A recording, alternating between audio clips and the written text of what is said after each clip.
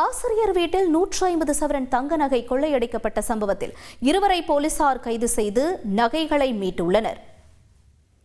சிவகங்கை மாவட்டம் தேவக்கோட்டையில் உள்ள தில்லை நகரைச் சேர்ந்தவர் ஞானசேகரன் தனியார் பள்ளியில் ஆசிரியராக வேலை பார்த்து வருகிறார். ஞானசேகரன் மற்றும் அவரது மனைவி ஆகியோர் வேலைக்கு சென்றிருந்த நேரத்தில் அடையாளம் தெரியாத நபர்கள் வீட்டின் பூட்டை உடைத்து வீட்டு லாக்கரில் இருந்து 150 சவரன் நகையை கொள்ளையடித்து சென்றனர். இது தொடர்பாக வழக்கு பதிவு செய்த போலீசார் தேவக்கோட்டை முதல் திருச்சி வரையிலான சுமார் 150 சிசிடிவி காட்சிகளை ஆய்வு செய்து கொள்ளையர்கள் 2 கைது செய்தனர். விசாரணையில் திருச்சி மாவட்டம் லால்குடியைச் சேர்ந்த நாகராஜ் மற்றும் அழகராஜ் என்ற 2 கைது செய்தனர்.